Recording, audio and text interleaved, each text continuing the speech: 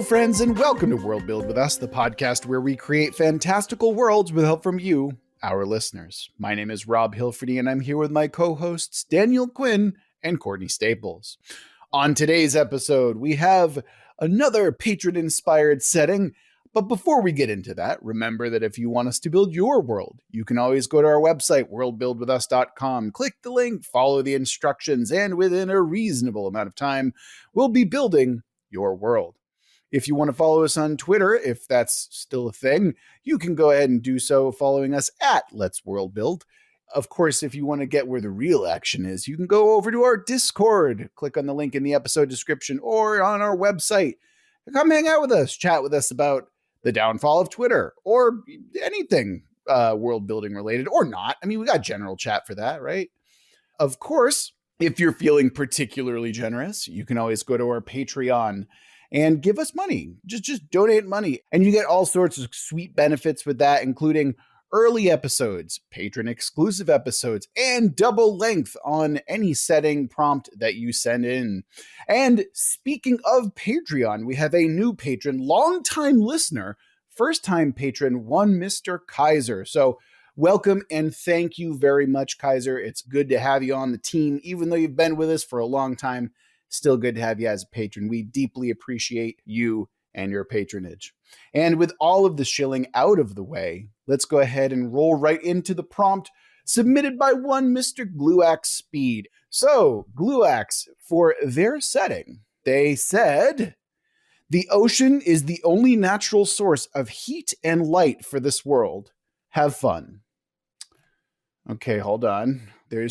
There seems to, Courtney, it seems that there's something missing here. Is that all we got? Is that all he submitted? That is literally all there was to this prompt. Honestly, you know what? No problem. We don't need fucking tenants. We've got the setting prompt and we're smart and clever and handsome, some of us anyway. And you know what? We're going to get through this. I'm excited. Gluax is really letting us off the leash on that one. So, Courtney, why don't you get us started? Tell us your first tenet with Gluax's Ocean World. All right, so for my first tenet, water loses its glow over time and its heat when taken from the ocean. So for example, to have like lighting and heating in a settlement, water has to be renewed in some way, whether through manual labor or pipes or what have you. In advanced areas, I'm picturing like networks of glass pipes that go in and around buildings that are filled with the glowing heated ocean water. Interesting. Whoa. Okay, so your assumption, and I think this is where we have our first discussion point, your assumption here is that the water itself glows. That was my assumption. Yeah. But I suppose you could read it differently, yeah. Yeah, that was not my assumption at all, in fact. Yeah. Okay. In fact, it gives me a good roll into my own first tenet, which is there are massive bioluminescent algae forests that litter the landscape. And that provides one layer of glow of all sorts of beautiful pinks, purples, greens, and whatnot. There's various subspecies.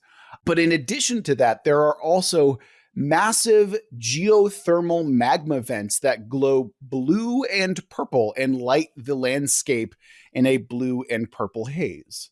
Okay. Now, obviously, those areas are remarkably dangerous, or at least remarkably hot.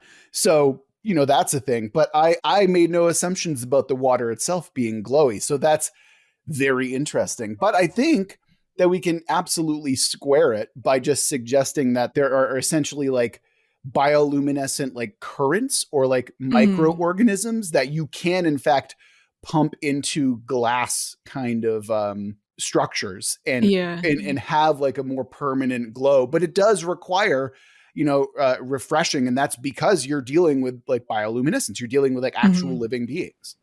Yeah, I could see like gardens basically that glow and light up these areas. And then for the heat, again, that could also be resolved through like underwater pipes or some sort of mechanism to bring that heat up into where it needs to go. And that's actually kind of cool because in certain settlements, I can see that as like, okay, we're turning on the lights and you're just opening a giant magma vent that like suddenly like, okay, it's daytime. Okay, turn on the daytime switch. And then, like the light glows and what I think that'd be kind of interesting. That. Yeah. Really love the visuals that come out of both of them. Like you've got this natural coloration, but then also I'm picturing like all these like translucent pipes transporting the light energy in ways. Mm-hmm. It's like very easy to visualize this whole thing. Oh yeah. Yeah. I really wanted to go with something that's truly alien because like oceans are really weird and kind of scary sometimes. And I was like, let's go with something really fucked up and weird. And like bioluminescence is where it's at, son. Like that's definitely the place to go. So, Daniel, you're talking a lot about aesthetics over there. What do you have for your first tenet? What do you want to ground us in here? My tenet is that the protagonists, whoever they might be, are either marooned or imprisoned underneath the ocean in a confined space. Interesting. Okay. That is quite interesting indeed. Okay, so the people that we're dealing with here, right? Mm-hmm. They are we're going to assume that they're some kind of a settlement and they are stuck at the bottom of the ocean or under the waves in some way. Is that correct? Yeah, I think based on what you guys, because it seems like Rob, you've created kind of a natural landscape, right? And Courtney has added this artificial use of it, like inadvertently. Yeah. What I think I'm adding here is that they are imprisoned or they're marooned or cannot get out of this space. Maybe the settlement is here and can't leave this place. It's for some reason. There's a lot of interesting implications with what you're suggesting there, Daniel, because there is a suggestion of like imprisonment or like we once had the power to travel outside of this world and something has fundamentally changed where that is no longer the case. So big fan of the implications, and I'm really excited to see how we kind of deal with those as we continue to rock on. One of the images that came to mind when I was thinking about it was like, films or, stories would take place in like the Antarctic or some remote place where the outpost is you really can't venture outside of the outpost without risking your life.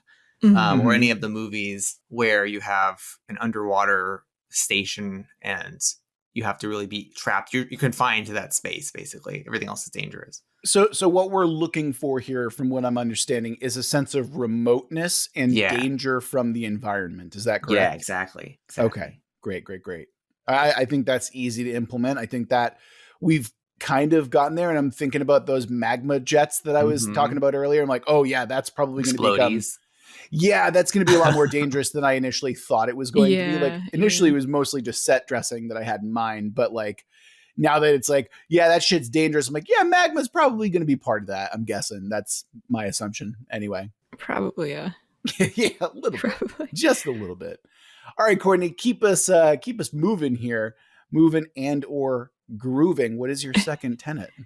I'm curious how this is going to fit now that we're really focusing underwater, because my second one was that giant lily pads serve as rafts and as foundations for buildings. Ooh, that is remarkably tricky, actually, because lily pads famously go on top of the water. They tend to float. Well, you can put them inside. So if there's a bubble that people live in underwater, the lily pads could be in the bubble on top of water that's in the structures in this bubble. You could use like lily pad roots as kind of like a means to structure buildings and stuff like that as well. Oh, that's interesting. Yeah. And there's also something that we can do where it's like, hey, maybe the lily pads have a natural resistance to heat, or like they have a way to regulate heat in a way that protects people from magma. So we can have like a more, what's it called? Not plant punk, but what's it? Something like punk. that. What's it? You know what I'm talking about, Daniel. Help me out. Like a solar punk? There you go. Okay. Yes, Gotcha. thank you. So like we have a more solar punk based kind of setting thus far, and I think that's kind of interesting. That's cool. They could be like genetically engineered partially, like from some natural lilies to deal with the environment. Oh, absolutely. Yeah, definitely. For the underground area now, I'm wondering, like, is it artificially created, or is it like a cavern structure that it's one of those things where you dive underwater, but you're able to get into these like air pockets inside of a cavern? What underground parts are you talking about? Because currently I don't have anything in mind that is strictly underground. Or underwater, rather. Oh, I mean, like I'm sure that there can be air pockets and stuff like that. Right. Like it doesn't have to be strictly purely oceanic. I mean, we can create an entire diverse ecosystem under the waves, like with the bioluminescent forests, and I'm sure that we can have underground mountains or underwater mountains rather. I see what you did there, Courtney. I just did it myself. So yeah, that all kind of, I think we can certainly make a really fantastical landscape under the waves. If there are even waves, I mean, it could technically be like just Flat, still yeah. water, but I feel like that's probably not going to be the case, you know? Or yeah, I was mainly talking in regards to Daniel's thing about like the people being sort of imprisoned below. But I guess they could also be like fish people, so they don't need I was air. going to suggest, like, yeah, you're thinking that they need Yeah. oxygen to breathe, and my second tenet will refute that because I want so specifically, I will read this out as I wrote it. I want the main species of humanoid to be of a cephalopod nature. Fundamentally, these creatures are invertebrates, have at least human level intelligence, and they come in an array of subspecies. We're talking camouflage ones, ink wielding types, and all that and more. I didn't do enough cephalopod research before I came into this episode, but I figured that some people will tell me some cool cephalopod facts at some point. But there's that. And I also want to say they're at least as intelligent as humans, and that intelligence is what makes them apex predators.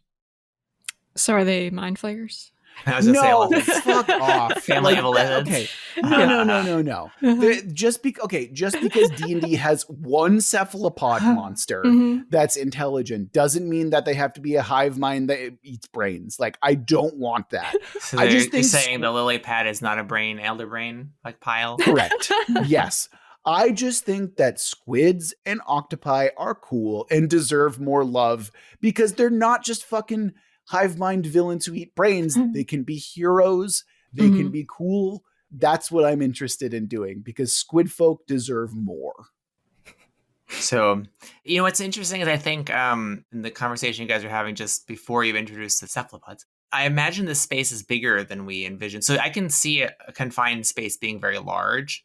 So even if like we're talking it's a whole big city or a couple of cities or whatever, like their confinement can be metaphorical. So I think that can work. And then especially if you have a whole plethora of different kinds of like illithid friends down there. I mean, we could also have it just be like where we are in history with these things is the age of exploration. So their confinement, it might just be natural. It might be like, hey, what's the undersea version of landlocked, you know, or like separated from other areas. Like we could just be in a giant valley and maybe part of it is like we have to climb out of this deep chasm or something like that. There's so much that we can do because we're under the waves. I mean, like there's so much cool shit that we can do. Ooh, or because we were talking about, you know, your magma vents and now I'm picturing like, what if there are these like deep rifts in the land around this area and like in those rifts are much worse, more dangerous creatures that will rise, like tectonic plates essentially, like these huge gaps between them. Oh, you're talking like Marianas Trench, like Pacific Rim type shit? Yeah, like gotcha. Something deep down, dangerous, something that doesn't let them pass something ape-like, something like so if the cephalopods in our story are the default, then the evil hive mind brain suckers are going to be humans. Like we could just fully flip the script and be like, oh, they're gorilla, you know, looking like ape monsters or something like that, you know? I like the idea that perhaps the nature of their confinement is that the environment outside of where they live is too dangerous or maybe cut off because of the natural. Agree with that. So like the idea of a trench, like enormous trench, maybe that has like powerful currents and such, and they're like a little community that's ebbed on or attached to the space, you know? So going out of it immediately pulls you into the trench. Yeah. So it's a question of like, how do you get past this trench when you're in the middle of it, you know? There's a lot of stuff that we can talk about because we're dealing with water as well, including water pressure. I was going to say the pressure might be too much. Like maybe they're in a protective bubble of some kind and getting out of the bubble, or it gets too close to where there's tremendous pressure. You know, maybe they weren't supposed to be this far down as a civilization. Oh, that's really interesting. Like they built a city and like something shifted and it's like, yeah. So like the whole bubble, the whole area, it would destroy them if they go out there. That's interesting. That is, yeah. Like if there's some like much larger civilization up closer to the surface and this like pod basically broke off and drifted down. Sure. The humans, the apes. Yeah, right. We can have like monster apes or something like that for sure. The other thing that we want to consider besides just pressure here and like the vents are like hyperoxygenation or toxic shock as well. I remember watching, I think it was Blue Planet or something like that. And one of the most horrifying things that I saw was like, I think I can't remember what kind of fish it was, but it was basically like this fish swam to this part that just had too much either oxygen or salt or something like that. And it just immediately fucking died. Like like it gets paralyzed and then dies shortly after. And like you basically have to have something pull you back into cleaner water or something like that. And it was, I remember just being like, oh, that's awful. And I could be completely misremembering this, but that image of that fucking spasming fish was like, ugh, horrible, you know? I like that. It's like there's different danger. I mean, the ocean presents so many horrific dangers. It's like it's. I don't know if it's one of those faulty statistics, but I remember reading ones that like we know less about the ocean depths than we do about outer space. Yes, exactly. And I think it presents as unique and strange dangers as outer space does. So like I'm more terrified myself of the depths of the ocean than I am of outer space. So I totally on board, you know. I mean, I understand that fear, but then I think of 2001: A Space Odyssey and just tumbling into the endless black void forever and be like, nah, I think I'd rather be crushed to death by the ocean depths than be spinning into the endless void forever, you know. Are you able to swim? Oh, I can swim quite well. Yeah. I can't swim. So the ocean presents a unique horror to me. You know? That's fair. That is like that to me. I can understand that because that's like a level of loss of control, you know, where it's like that. And that's what scares me so much about the endless void of space is that you have nothing to hold on to. There's nothing that you can like flail around. And like with the ocean, there is at least like, if you know how to swim, then you can at least control it somewhat. You know what I mean? Yeah. So that makes sense. I understand your fears, Daniel. I mean, in fairness, I can swim, but I am also somewhat terrified of like deep ocean depths because. Hold on. If the misconception here is that I'm not afraid of no trench, that's a fucking lie. Because no, that shit's terrifying. But like again, void, just way scarier. Yeah. Personally. Like I couldn't get very far into Subnautica because it was just like you'd get to a certain depth and it's like, nope, I can't do this anymore. I'm gonna go back up to my like shallow water area up here by the surface, not going to go anywhere and yet else. The Outer Wilds is okay to you? Like, get out of here. So the Outer Wilds is also terrifying, just in a different way. Yeah. Ugh, whatever. See, this is why Courtney's interested in Viscera, because it's like, you know what you're getting with blood sacrifice, right? Yeah, like, it's true. It's true. Yeah. Anyway. All right. So we've got cephalopods. We've got actually, we don't have to square it right now, but I do love the just completely hazardous and like Daniel said, all of the new hazards that come with being underwater. Super cool, super interesting. Yeah. And speaking of Daniel, I believe your second tenet is the last one. Is that correct? I think so. So the second tenet, which I think can work, but it's interesting, is so most of the population are machines or mechanical, and they're designed to protect and support their dying or otherwise few in number creators. So we've got cephalopods and machines. When I had imagined this as humans, I imagined a small number of people in this space that rely on a lot of machines to maybe protect or to do the work surrounding them in the space. So like if I was picturing an Antarctic base, right, it would be like there's 5 people and they have like 3 androids and a really large crawler and this kind of machine, and they rely on that technology a lot. Okay, so let's do a ratio here. What is the robot to cephalopod ratio here? Is it a 5-to-1? Is it a 10-to-1? What are we thinking about in terms of scale? I'm thinking if this space is really big, which is kind of what I'm seeing based on what you guys have described, like it's a big civilization hunk of a civilization, maybe, that in order to operate, it needs a lot more population than it has. So I'm thinking it's something like 10-to-1. Okay, sure. And so as a result, would you then argue or at least consider that these cephalopods are in a way somewhat carefree because they have like 10 like worker bots to every individual cephalopod? So the cephalopods are probably in charge of doing something important or relatively Mhm. important, right? Like they have some kind of higher purpose compared to the drones.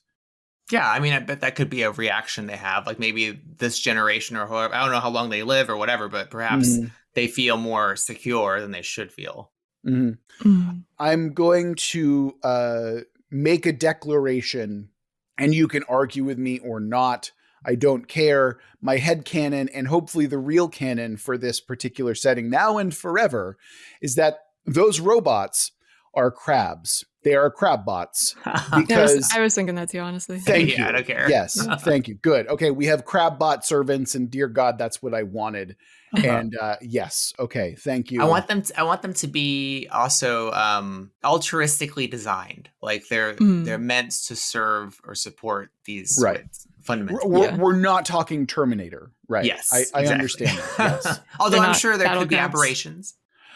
Yeah, of course there can be, but I like the idea that, like, on the whole, they are friendly.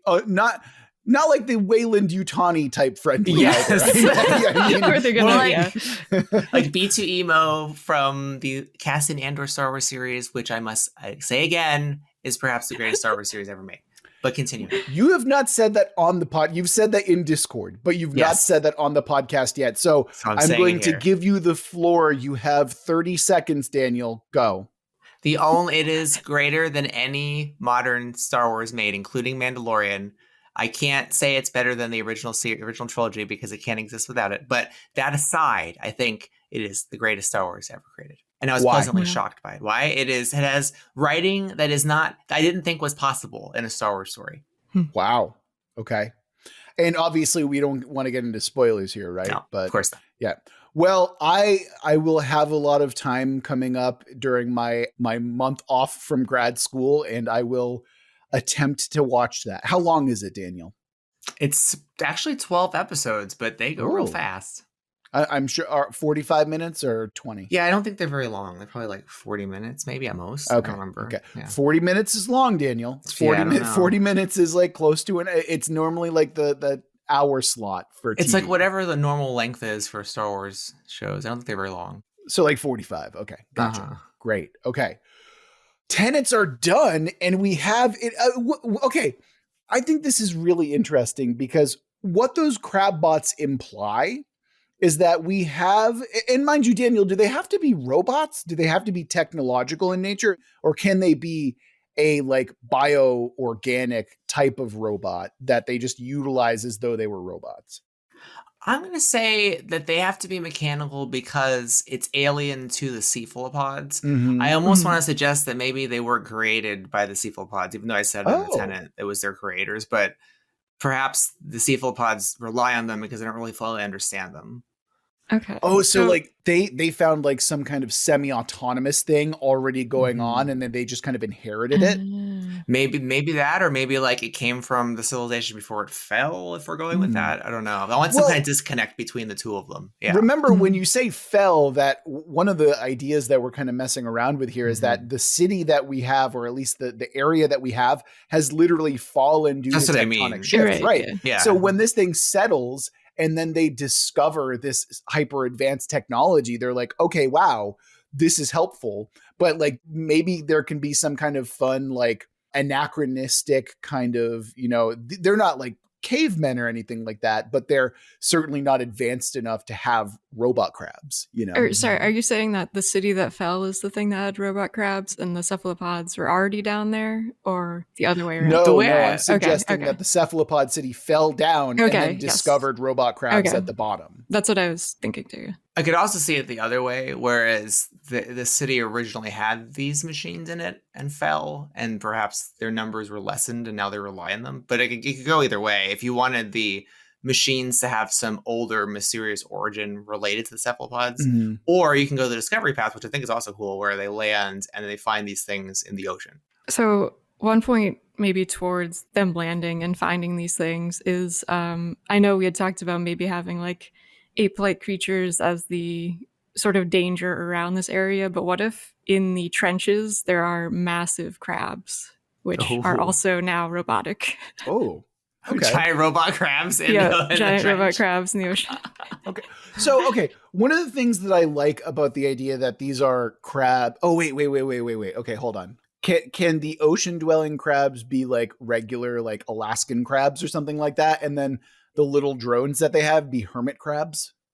So That's the ones that are in cute. the trench. Yeah. That's cute. Yeah, exactly. Yeah, the trench workers are hermit crabs, but the big beastly ones are like regular crabs.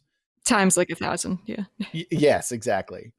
So the reason that I like the idea that the technology is like new or unknown to these people or to the cephalopods is because one of my favorite tropes is we have technology that we truly don't understand like fully, and we know how to get it, we know how to access more of it, but doing so is incredibly dangerous. In my fucking 20-year-old now fantasy setting, I have a nation that has giant robots, basically like giant mechs that they can use, but none of them have ever made the robots. They've only found them buried within the earth. And they know that they can use them, but there's like a tenuous grasp on the technology. And like, I find that to be really appealing because that dichotomy of like, we don't know what we're doing, but we know that it's good and important.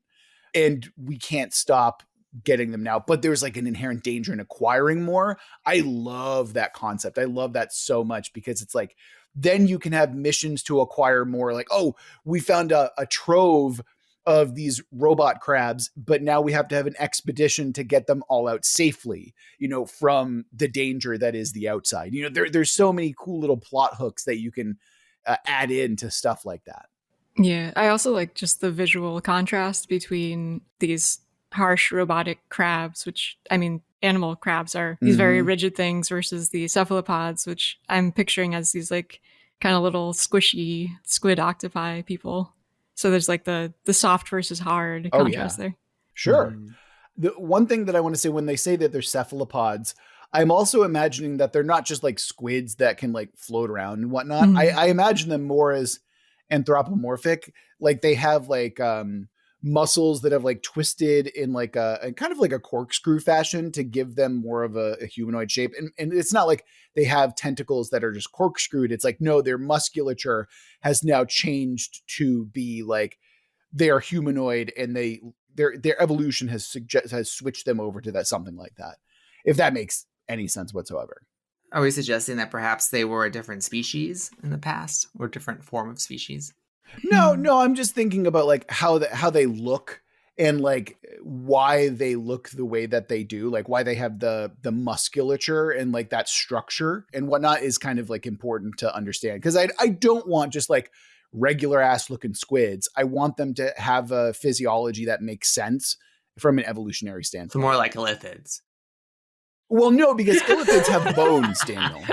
Illithids have bones, and that's not okay. I don't want bones. This is a no bone zone. So beefy illithids without skeletons. Beefy illithids. No, there's no beef. Well, I guess that. Would you call that beef? I wouldn't necessarily call that Muscle's beef. Muscle, yes. Okay, yeah. No, wait. Okay, yeah. No, I'm not getting into that because I'm going to do a fucking Vince McMahon impression, and I don't want to do that in my life right now. So, anyway, yeah. So remember, no bones. This is no bone zone. All right, we're talking no bones here, Daniel. So we're saying basically they found these machines. They don't fully understand them, but they're also in the trenches, these giant versions of these machines that are bad, right? There are different versions of the machines that they have. So like I said, think of it like crab to hermit crab. There is a differentiation. They have different functions. But one's giant and one's not, right? Beyond that, they aesthetically look different. So there's kind of like this, you can make an assumption that they're built with different purposes. You know what I mean? But are they giant? The giant crabs are giant. The hermit crabs are probably like, I'm thinking like cow size maybe, or a little bit smaller. And that's the ones that live with the beefy illithids. Cephalopods, correct. Okay. Yeah. They're the friendly guys, yeah. The friendly ones, got it. Okay. All right. So before we get into the recap, because we do have a recap, this is our forum for questions about really kind of solidifying everything, really making sure that we answer any dangling questions that we have. So before I ask my questions, do any of you have questions about the setting as it stands? You had brought up like the different subtypes of this race. Are Of the they cephalopods, yes. Yeah, are they like legitimately different subspecies with different properties, or are they fairly intermixed?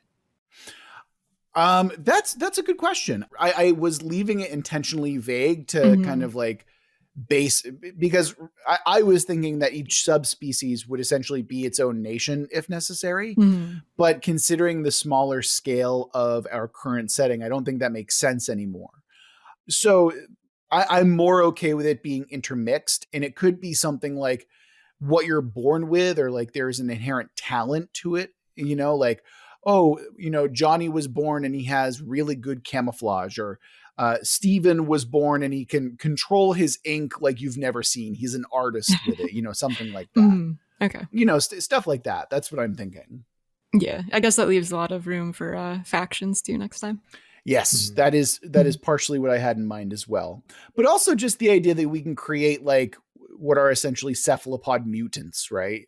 And I mean that in the X-Men sense of mutants, where like, oh, like when he camouflages, it's like he's actually purely invisible.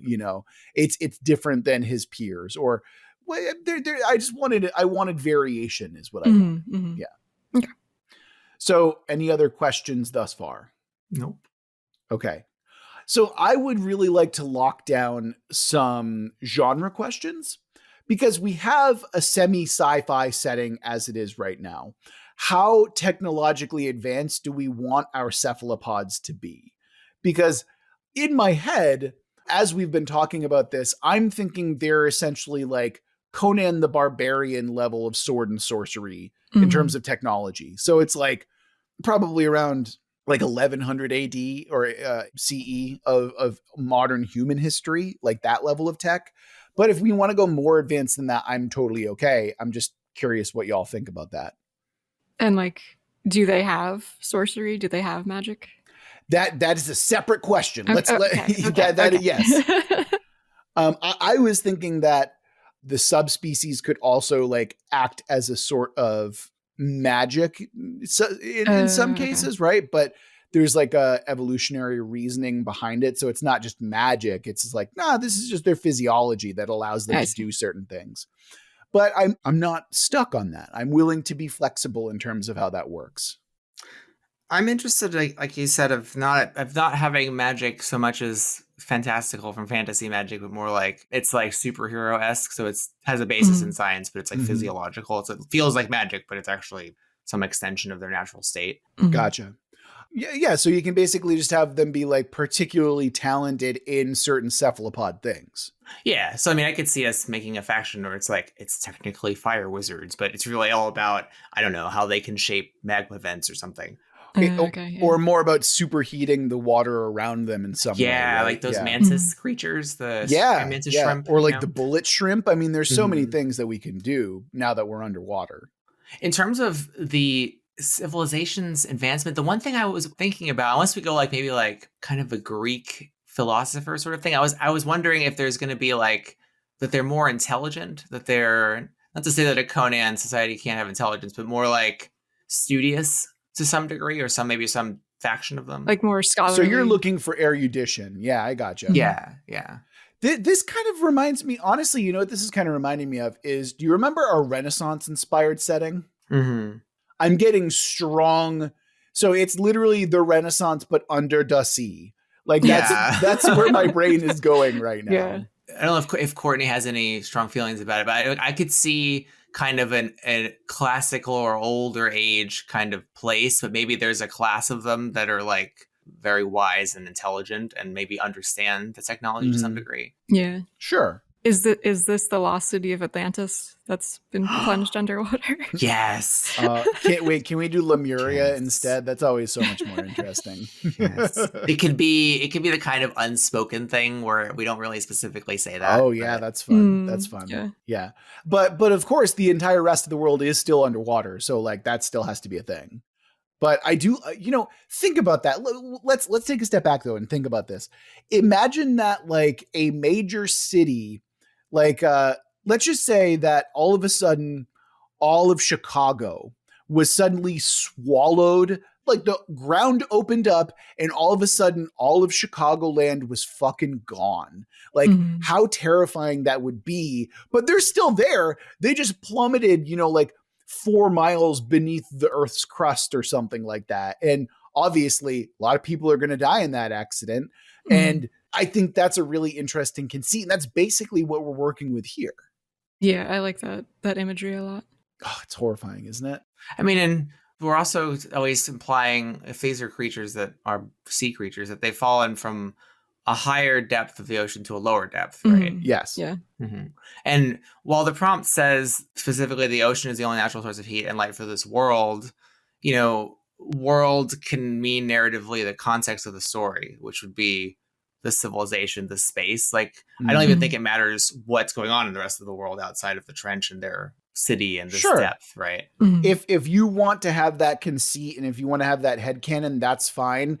In my brain, this entire world is purely oceanic. There's not there are only peaks that are above the waves. There's nothing in terms of civilization. Mind you, you can disagree with that. In my head, that's how I'm thinking about it.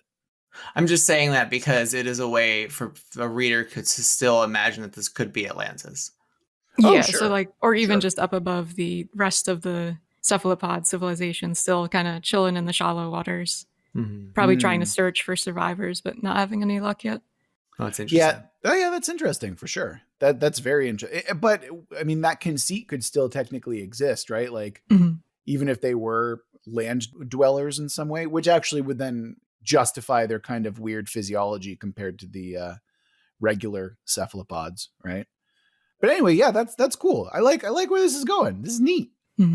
So Daniel wants some Smarties. Daniel wants some book readers, which I'm okay with, right? Like, I'm not arguing against that at all. But I think, Daniel, I think you had it in the right, though, where we can kind of have this kind of Athenian society, or at least an Athenian subsection of cephalopods that are like astrologers and they're philosophers and they're all about book learning, but that's not necessarily the majority of them. I imagine that there's probably like a cast of smart folk who perhaps are trying to spend most of their time uncovering the secrets of the crab, so to speak, which, by the way, if that's not the episode title, Secrets of the Crab, I'm going to be mad about it. So no, that is a pretty good one. Yeah. So yeah, I think we've got a really, really solid foundation here. And I think that it's time that we go through and do a quick little recap of the tenets that we've established. Courtney, you kicked us off. What was your first tenet? Mine was that, well, sort of worked in a weird way with yours, but initially mine was that water loses its glow and heat over time as it's taken away from the ocean. Right. Yeah, we had to meld those together, but I still think it works. And I still love the imagery that we got out of that. Right, with like the pipes and gardens and things like that. Absolutely. Well, do we know why that is, though? Like, so we know that there's bioluminescent wildlife in the ocean and these vents and such. Is it just that they have to collect it through these tubes? That's why it eventually gets depleted. So the explanation, right? They're like little organisms, right? They have to be replenished. It's like, it's kind of like tending a garden or like making sure that your flock moves and gets good air and circulation and stuff like that. I can see that being the case. Okay. Yeah, I think it works the way that we resolved it. Yeah, got it. And my first tenet was, speaking of melding ours together, Courtney, was there are massive ecosystems of bioluminescent algae that are akin to forests that look really weird and interesting. And then there are also, massive, what did I say exactly? It was geothermic vents. Thank you. Yes. Geothermal, like magma vents and stuff like that emit blue and purple light. Which are also remarkably dangerous because of the heat and all that stuff. But yes, that all works. We've created a very powerful aesthetic based on everything. Very excited about that. Yeah, thinking back more to the whole, like, my water loses its glow over time. Like, maybe it is like when you separate the algae from its forest, it fairly quickly dies out. Yeah. So you can't just like take a clipping and bring it back to your house and have a light. It's gonna like fade pretty fast if you do that. That's really interesting. And I think kind of works with how that would work naturally anyway. Yeah. And now instead of gathering firewood, you're like gathering the light itself, which is also pretty interesting. So that's cool. I appreciate that. Daniel, what was your first tenet? And did we satisfy you, Daniel? So my first tenet was that the protagonists are confined or imprisoned in some way to a particular space. And I feel like we've satisfied that thoroughly. Yes. Yeah. Yes. With robot crabs and all sorts of like vents and pressure of water and all that good stuff. Yeah. It's a land of adventure for sure. Courtney, wrap us around. What is your second tenet? This one we haven't touched on too much, but giant lily pads serve as rafts and as foundations for buildings. Yes, we do need to talk about that for sure. What if this whole like chunk of the city from above landed on some giant lily pad field that's like kind of floating underwater? There we go. That's interesting. And that's what it's sitting on. Yeah. Which is also horrifying that if you like look over the edge, it's just this huge void below. Oh, interesting. So that's what's protecting our civilization from falling further. Yeah, that's cool. That's dope as fuck. And I would imagine that, right? Like this civilization, like again, I'm thinking city sized, right? I'm thinking that a chunk of a continental shelf broke off and drifted down and landed on the lily pad. So when you look over, you're actually looking at continental shelf, but then you look, a couple miles below that, and then you see the lily pad and you're like, oh, our entire civilization rests on one of these lily pads. Dear God, that's terrifying. Yep, it sure is. By the way, that's a great reconciliation there, Courtney. Really good idea.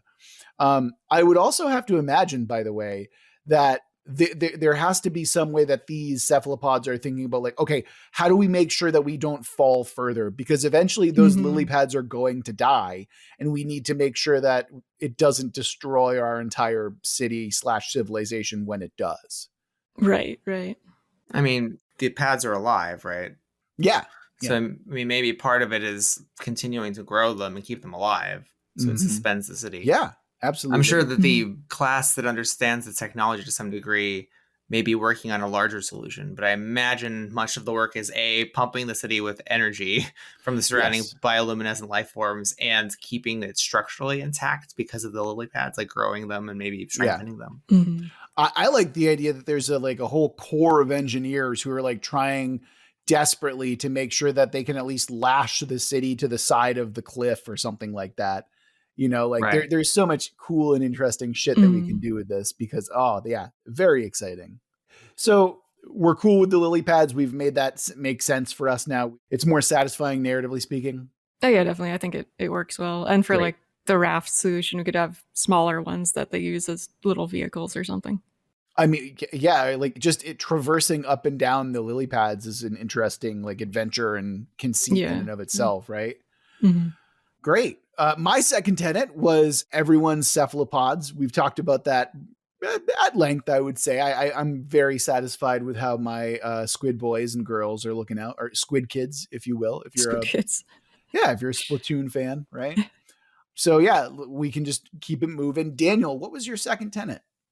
My second tenet is that most of the population are machines designed to protect and support their dying or otherwise few in number creators. I think that we've established, I mean, we have hermit crab bots, so I feel like that's well established, right? Yeah.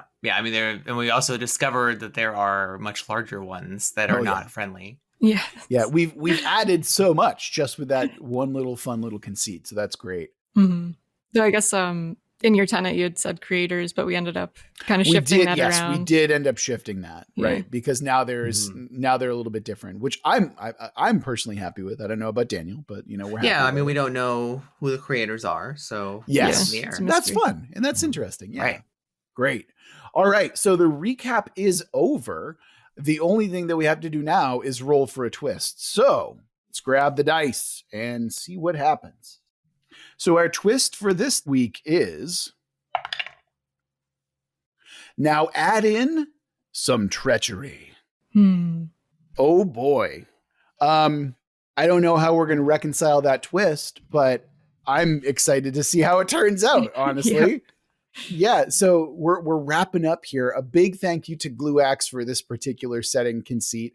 Really letting us off the leash with that one. Really appreciate it. Remember that if you want us to build your world like we did with the Gluaxes today, you can always go to our website, worldbuildwithus.com, click the link, follow the instructions, and within a reasonable amount of time, we'll be building your world. If you want to come follow us on Twitter, we're over at Let's Worldbuild, if that's still your bag. If you want a little bit more engagement, of course, you can always go to our Discord where we're chatting about all sorts of cool stuff, world building. Come to our Discord and tell me one cool cephalopod fact. It will probably be a little bit too late for us to implement it, but I will probably give you a shout out in a future episode if you give me a cool one. And of course, if you're feeling particularly generous, you can always go to our Patreon, click the link in the description of this very episode for that, where you can get access to all sorts of cool patron-only goodies, including patron-only episodes, early episodes, and double-length episodes for settings you submit. Of course, we want to thank our newest patron, longtime listener again, but new patron, Kaiser, for your new patronage. Kaiser, we thank you deeply for your support. And with all of that, that's going to do it for this episode of World Build with us. Remember that we love you very much. We're going to get through this together until next week.